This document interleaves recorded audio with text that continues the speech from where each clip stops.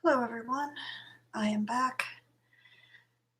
It's been a really long time, like a week, I guess, week and a half. Um, I'm going to go ahead and read chapter 4. I didn't announce this ahead of time. The house just happens to be empty and quiet right now, so I'm taking advantage of it. So we're on chapter 4, part 2. Frenchman, I saw thy child who cried alone on the road. I have comforted him. I have reassured thy wife. Thy field lay fallow, I have tilled it. When peace reappears again on earth, may thou reap the fruits of my labor. Published in German in the Liller Zeitung, translated into French, and reproduced in the Gazette des Ardennes. Chapter 4. Placid and heavy on their placid, heavy horses, they slowly advanced along the street. Of giant stature they came on, revolver in hand, with the self-reliance of brutal strength. Their red-edged caps made their hard-featured faces still harder. It was a sight to strike nature herself with horror, and hidden behind the muslin curtains we sobbed bitterly. The guests huddled together in the dimly lighted room. We were silently weeping. The women crossed themselves and watched over their children as if it were old Bogey's steps they heard. The men tugged nervously at their mustaches and shook their fists into the empty air. Our gestures made the poor people uneasy. Heavens, the woman groaned, don't show your face at the window. Don't open the curtains. Don't draw their attention to the house. How frank they are, an old woman whispered. How splendid to be frank like that. As to myself, I could not be so. I suppose she meant courageous, but courage was not in question. We thought of nothing, we felt nothing, we were only looking at the men. We were glaring with all our eyes at a sight that crushed our souls. Grief left a huge void in our hearts. The enemy was there, and it was all up with us. I think we had suffered less if we had seen the Germans arrive in a town. A town is always somewhat of a courtesan. It gives a hearty welcome and hospitality to everyone. It is daily a prey to strangers of ill repute. If invasion beats against its walls, if a hostile army crosses its streets, one human flood succeeding so many others, the town scowls at the foe and then loses all memory of him. But there in a small village, hidden in a fold of the French ground, in a tiny hamlet which a hostile mind never chose for a shelter, the presence of the invaders seems to profane the very grass, and ever after the poor little place will remain an unhallowed spot which bloodshed and years will not purify again. After the horsemen had passed, there rolled along cannon and powder carts whose rumbling set our teeth on edge. "Grandmother, look there!" cried out Colette. On a powder cart, looking very unhappy, sat the small dog we had met in the meadow. So the Germans had traversed Morny. They had followed close upon us. At last there came an end to the procession. The street was empty. No one uttered a word, and we ran away to cry to our heart's content. House, yard, barns were all crowded with people. I took refuge in the garden. Nature seemed covered with an ashen veil. The very sun was obscured. Had the radiant morning really begotten this sad noon? Like a wounded animal looking for a dark shelter, I fled to the orchard, and crouching down in a corner close to the wall, I wept most bitterly without knowing why. Someone called me. I had to go back to life, or rather a life, unknown, unsuspected, in which all was changed. The Prussians were advancing through France. On arriving at the house, I met only with grief-stricken features and swollen eyes. We had no mind to eat.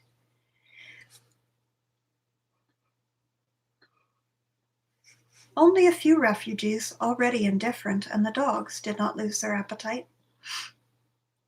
But standing at the dining-room windows, we saw a sight worth seeing. The Prussians had taken possession of the village and were looking for what they might lay their hands upon.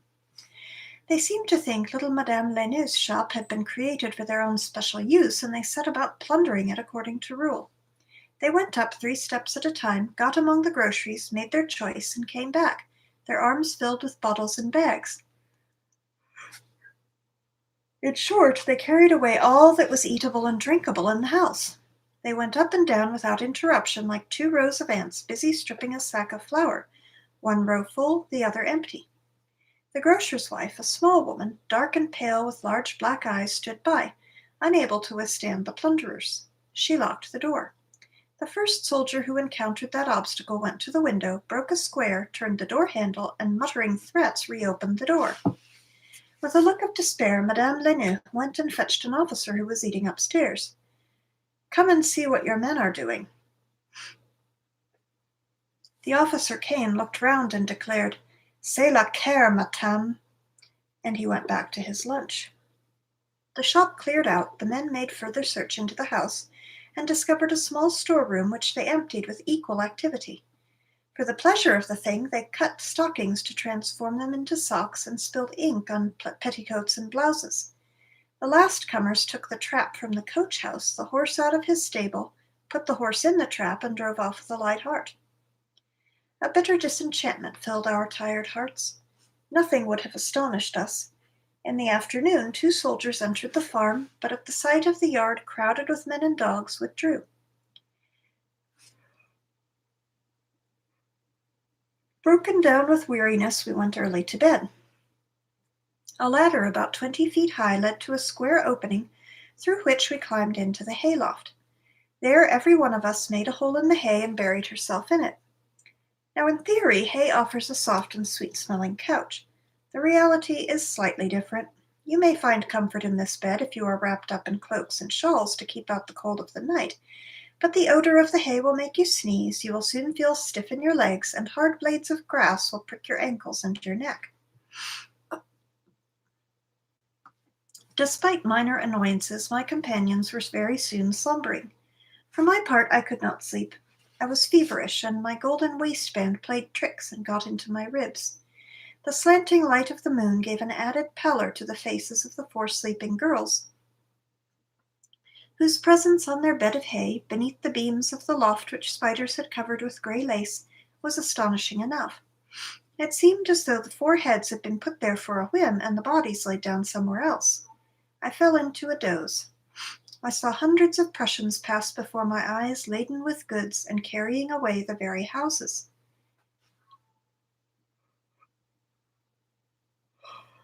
Then there came a multitude of galloping horses, which all vanished from my sight, and I was asleep. The next day an impudent sunbeam woke us up by caressing our eyelids. In the barn below, the refugees were bustling about noisily. The first moment after awaking was cruel. We had, as Stendhal says, to learn our misery afresh. One after the other, like fowls getting out of the henhouse, we went down our long ladder and ran off to wash and to hear the latest news. That day also was a day of tears. The villagers, frightened to death, had not dared to unlock their doors, and we heard only in the morning that a French convoy had been taken by surprise and captured by the Germans at Neuvy, no more than 2 miles from Chevrigny.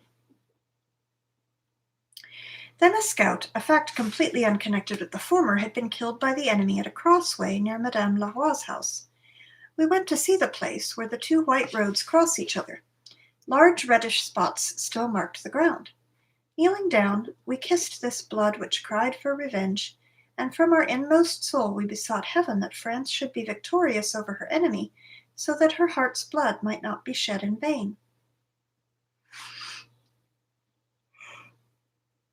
Some peasants who had witnessed the scene gave us an account of it.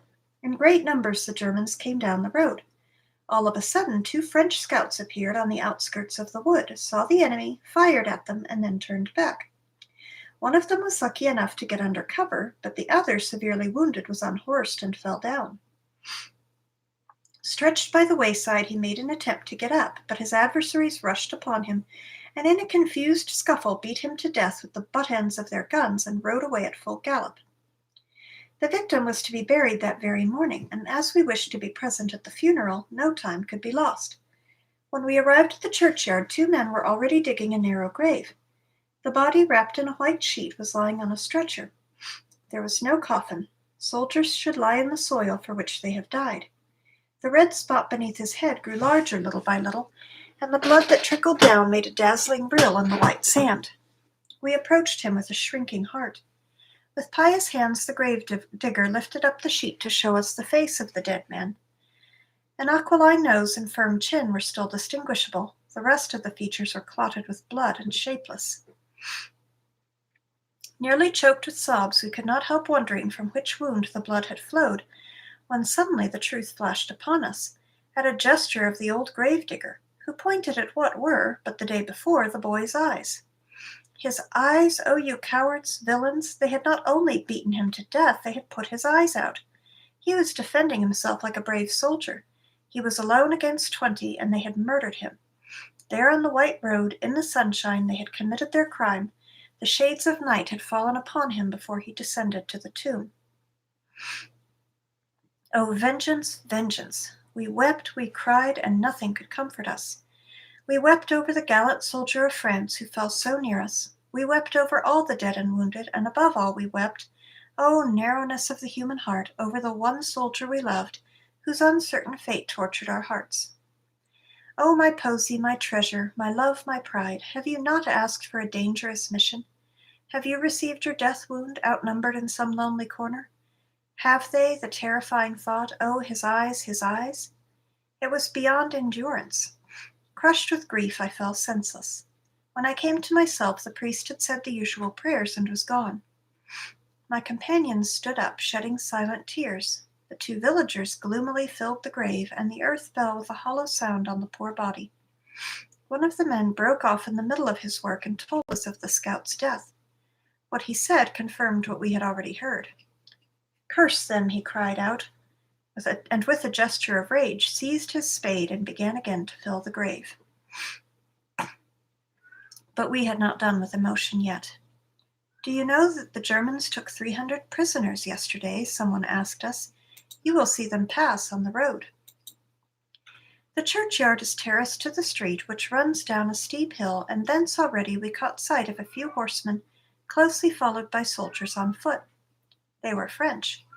At the sight of the enemy, our grief all of a sudden turned to wrath and madness.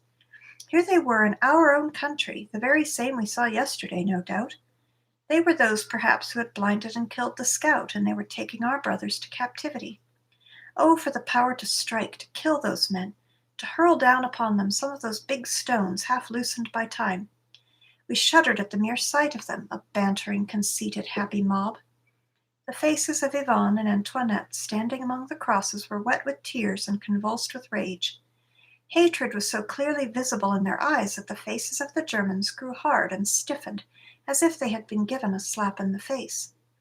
They pass, they are gone, and now the prisoners are coming. They seemed to have made up their minds to accept the situation. They were hot and talked among themselves in a low voice. The officers drove in a jolting car, motionless and spent. We could not see them very well, but we could distinguish the stripes on the captain's sleeve, and then the cart disappeared from sight at a winding of the road. The way was open, we went home, and when we were alone, Geneviève and I fell into each other's arms, and without saying a word wept again inconsolably. Towards the close of the day the garden tempted us. It is a dear old garden, full of shade, and of old-fashioned sweet-smelling flowers. It is about 4 yards above the level of the street, and if you sit on the wall, as large as an easy-chair, you can see all that goes on in the street below. Like souls in agony, we dragged ourselves along the alleys edged with box, doleful and weary. From the wall we observed the 4 points of the compass, not a Prussian in sight. So we began to talk to little Madame Lanoux, who looked out of her window just over the way. Close to her stood a young girl about 15 years of age, whose head, framed in a handkerchief tied under the chin, was the most exquisite ever seen. Raphael might have drawn her fine features, her clear eyes. Even her hands, browned by the sun, were pretty. Even her waist was elegant in spite of an unbecoming frock. Oh, France, you are rich in all treasures, and that sweet little maid is not the least of them.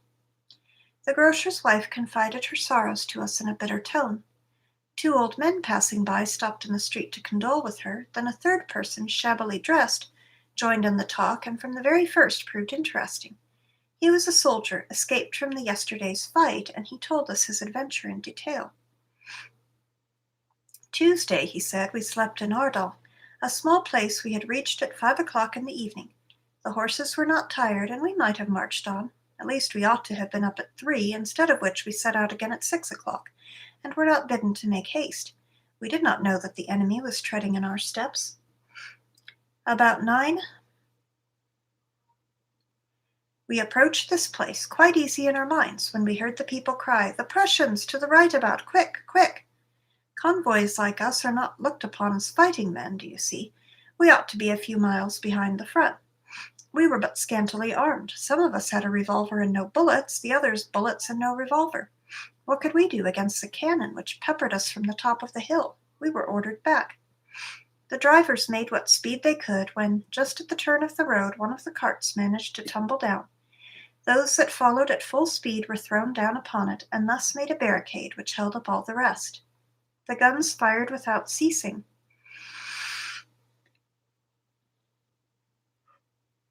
Our captain came up. "Nothing to do, my lads, we are caught. Be quick, get a white flag." We looked for a white flag. There was none. At length a white handkerchief was hoisted on a stick, and then a troop of horsemen cantered down upon us. "Lay yourselves in the ditch," we heard. The horses pawed our backs, and I assure you the Prussians did nothing to hold them back. I will show you.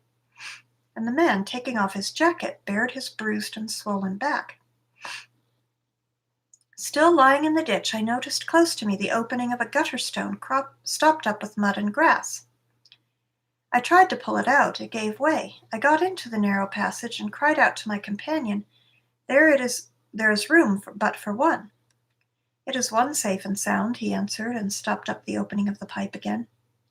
For 26 hours I lay in there with the Germans overhead. Never in my life did I think of my wife and children as I did then. About 11 o'clock, when all the noise had ceased, I ventured out of my hole. People who were working hard by took me in, dressed my wound, and gave me civilian clothes.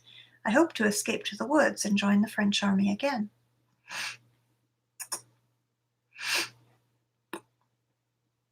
And so saying, the man went away. We called him back to slip some biscuits and chocolate into his hand. With a smile, he pointed to his full pockets and said, "I am well stored, you see. I will share with the others." Alas, he was not alone. The convoy amounted to 800 soldiers. About 15 had been killed, 350 taken prisoners, and the rest were hidden in the woods. The boldest or the luckiest might reach the French lines. The others would probably wander about like wild beasts who hide themselves, would suffer cold and hunger, and then after weeks or months of this wretched life they would be caught and sent to Germany, unless they were shot. Our thoughts were mournful as death when at nightfall we climbed a second time to the hayloft. We could not sleep. Our anxiety was too great. Were the Germans still gaining ground?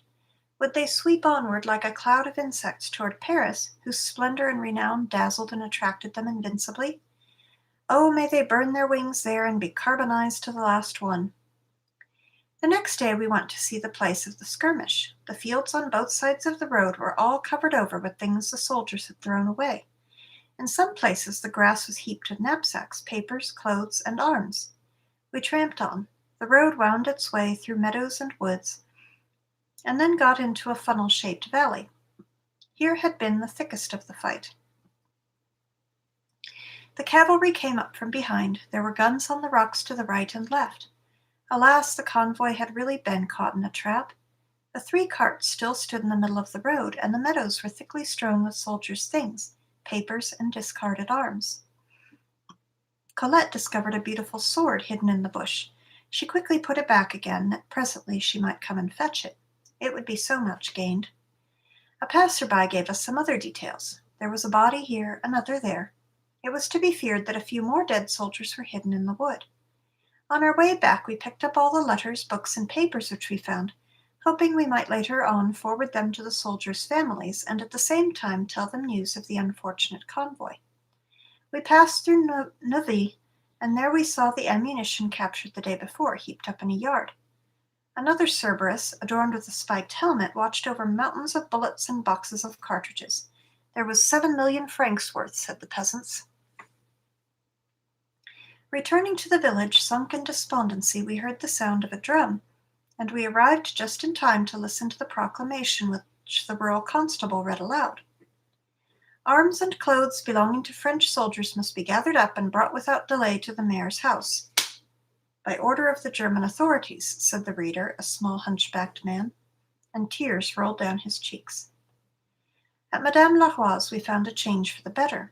The refugees had set out homewards, and their friends from Lyons, by taking leave, enabled us to live once more after the fashion of civilized people.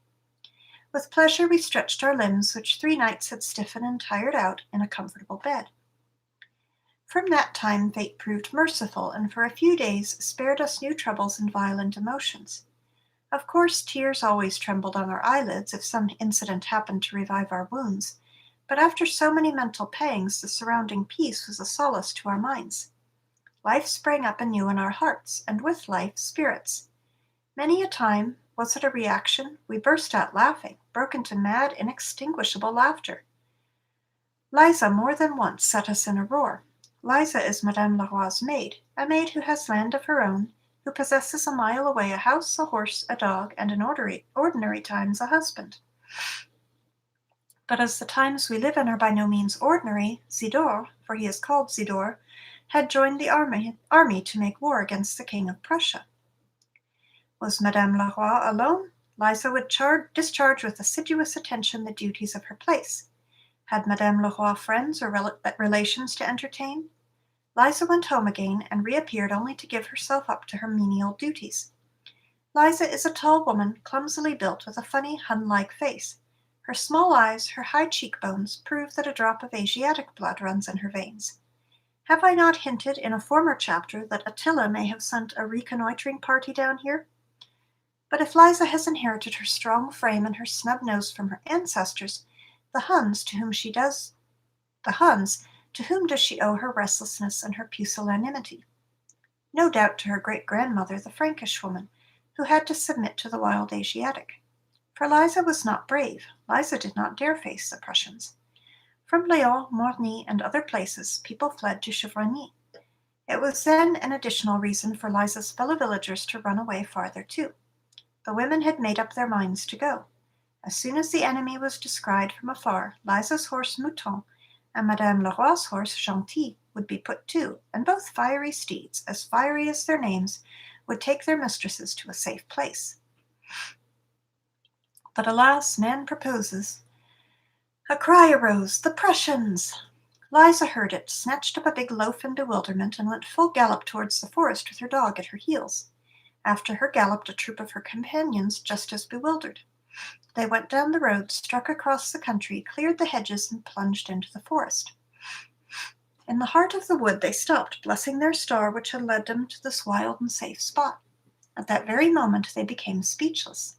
The report of a cannon resounded in the air, then a second one, and a full volley followed.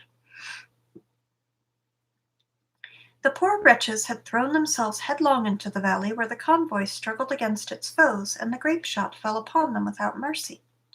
The harmless troop, however, lifted up its suppliant arms toward heaven, which did not see them at all, for the foliage was too thick, and muttered hollow prayers to some sylvan divinity which heard them not, for the cannon was too loud. Then they ran away and cowered under the bushes. Shells bespattered them facetiously with moss and earth. They crouched in a hut that happened to be there.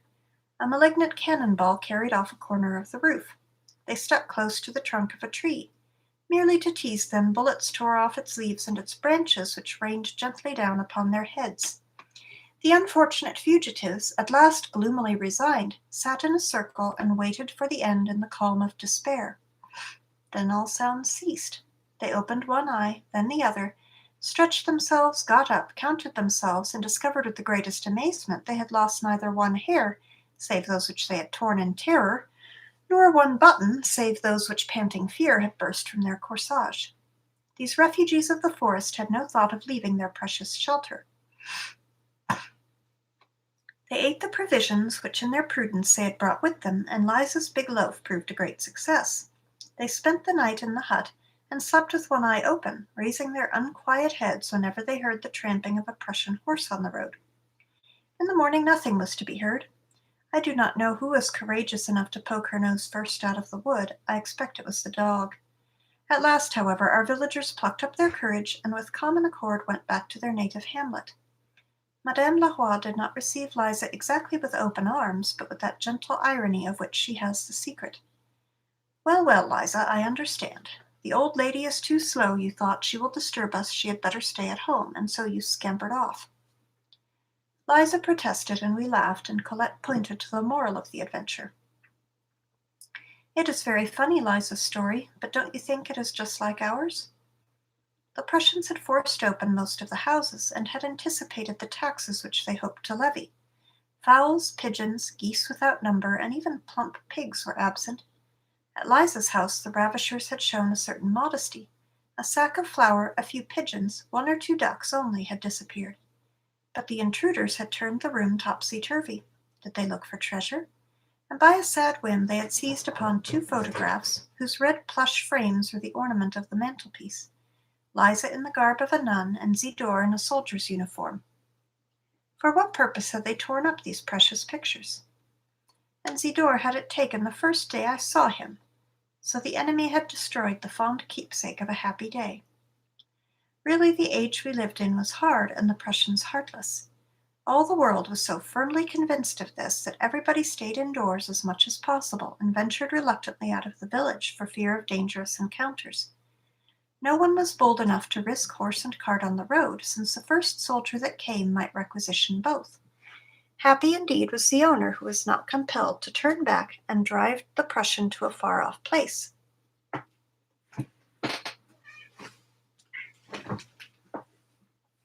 Thus it happened that many a villager, who having gone out with team and horse for a few hours, came back home on foot and alone 3 or 4 days later. From this you may see that communication was not easy, even between places at no great distance from one another.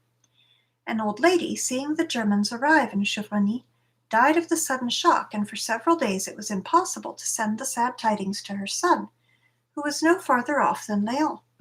Indeed, we knew not what was happening in the neighborhood, still less at Morny. The country is overrun with Prussians, we were told. So the emotion was great when it was rumored that flour ran short in Chevrony, for Chevrony had 2 other hamlets and a great many refugees. Every morning the baker's shop was carried by storm. Every morning the housewives had to wait their turn for an hour to get a loaf.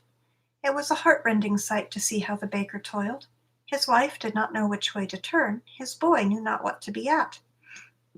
At this rate the flour sacks would melt away like snow in an April sun. We had to find other sacks, or famine would break out in the village. One morning then, Liza announced, "My horse is required to go and fetch flour at Pont-Avé." In the country the word requisition does not exist. You are required, that is all. Mouton, then, was required to go and fetch provender. Very well. He could not tempt the greed of the Germans, being well stricken in years and somewhat lame. "But who will drive Mouton?" asked Madame Leroy. "Well, I don't know. Perhaps me," said Liza. "You don't say so, Liza," her mistress cried out. "There are men enough left in the village to do that. Now a woman has to stay at home. That is her right place." In the afternoon Liza came back and said in a triumphant tone, "The blacksmith is driving to Pont-Avé. I have told him it was not a woman's job." The good creature was delighted with her saying, and repeated over and over again, "I told them so. It is not a woman's job." Alas, how many things women had to take charge of which were not women's jobs! How courageous and hard-working they were, the women of the villages! The men had gone to the war and left the harvest ungathered. The work must be done, said the women, and without a moment's rest they bent in toil to the earth. We too did our share. Perched upon steep ladders or hazardous trees, we picked thousands of small blue plums, which Liza crammed into big-bellied casks. After mysterious treatment, the fruit was expected to turn into an exquisite brandy, pronounced by the well-skilled old gossips a cure for every ill.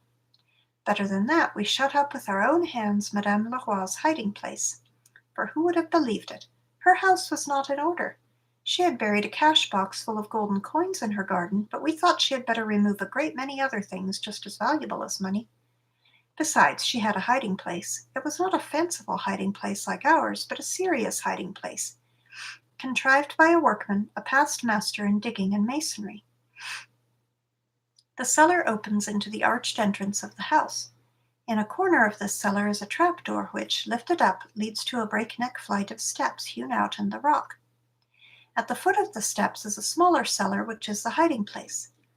We took down the other silver, linen, fine old shawls, at which we gazed with envious eyes, and then the wine. Not the wine Not all the wine, dear cousin, not all. They will never believe you have no wine at all. When the trap-door was closed, we carried down with great trouble a few barrowfuls of earth, which a skilful hand raked over properly. Then we stamped upon it, swept the cellar, scattered grey dust over the fresh earth, and put old boxes and tubs in the corner. Shrewder than a Prussian would he be who saw anything here. Alas, it was a beast who brought our fine work to nothing. In the course of time we heard that Uhlans on their way through Chevrigny put horses into the cellar. The horses, as they are wont to, pawed and scratched the ground. "It sounds hollow," cried the Prussians. "It sounds wine," they went on in a fit of inspiration, and then discovered they had been cheated. I do not know what became of the other objects, but I know perfectly well the way Madame Leroy's wine went. In spite of these interesting occupations, we were bored, and yet we had discovered in Bouconville, 3 miles off, a well-stored shop which supplied us with cotton, wool, and stuffs to give work to our idle fingers. In spite of Madame Valenne's anxiety, we went, 2 or 3 together, and brought back in triumph what was waiting. But we never ventured in the wood, and on our homeward journeys we cast sidelong glances at the sand-pit, whose green shade always allured us. Such is the name of a few acres of wood belonging to my mother-in-law, where I hope some day to install my household gods. There a brooklet murmurs, and hard by shall be my house, with a willow charming and majestic, an ash lofty and elegant to give me shade. There I shall live happy on milk and honey, goats and bees will be mine, with my husband and the children which I trust God will grant me. We shall be once more in Arcady.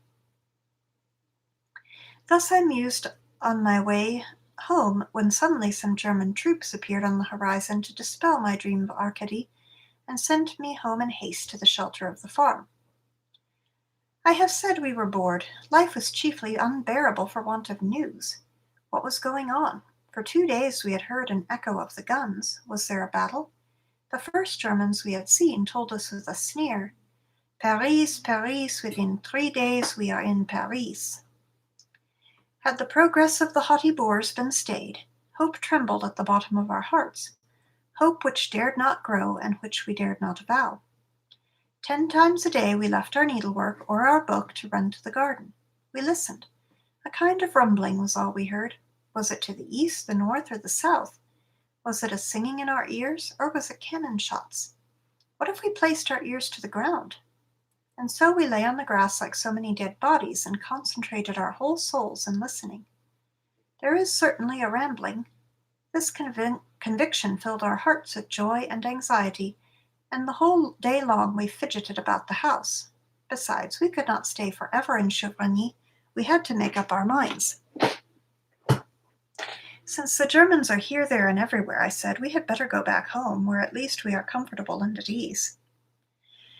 In Chevrigny, to be sure, comfort is unknown. For instance, cleanliness does not hold a large place in the people's life, though we had transformed the bakehouse into a very decent bathroom. Every evening Pierrot was washed at the pump, and pretended to throw the water which deluged him to the bright and passionless moon. As long as the weather kept warm, it was pleasant enough, but all the same, home would be better. But before taking so long a journey, we thought it well to think it over at leisure. A word from Monsieur Launay settled the matter. "There is no danger," he wrote. "Someone ought to come back. The house might be occupied." If one of us went, then we would all go. Union is strength. Boldly we had come to Chevrigny by night, 9 in number, including the dogs. 9 in number, we would go home by day. We had spent a week in Chevrigny. On Tuesday we had Gentil put to. Liza huddled our luggage into the cart, helped Madame Valenne and Pierrot up, and sat on the box. In a few feeling words, one and all took leave of our kind cousin, and we followed on foot. We walked on without hardihood, casting suspicious glances before and behind. The mere shadow of a helmet would have put us to flight. Besides, the horse might be requisitioned, and Liza left us at Bièvre, and drove home as fast as she could. In Bruguière we met with a big dog, almost as alarming as a Prussian. Percinet is fond of fighting, and he cannot bear the sight of his kindred alive. 2 days before he had satisfied this thirst for blood by killing 2 dogs. At the entrance of Morny we passed 3 riders on the road, dressed in green, booted and spurred, with their helmets on. We did not think them mere gendarmes, as we heard afterward they were. They contented themselves with gazing at the dusty, weary group that went by. At length we got home. Dear little house, it had not altered. Its white walls were still there, so was its gray roof. The Virginia creepers shook their branches like arms to wish us a hearty welcome. We threw the gate open. The dogs rushed into the stable at a cheerful bound. Leaving the luggage in the lobby, we dropped into the dining room chairs and gave a deep sigh of satisfaction. That is the end of chapter 4. I will see you next time.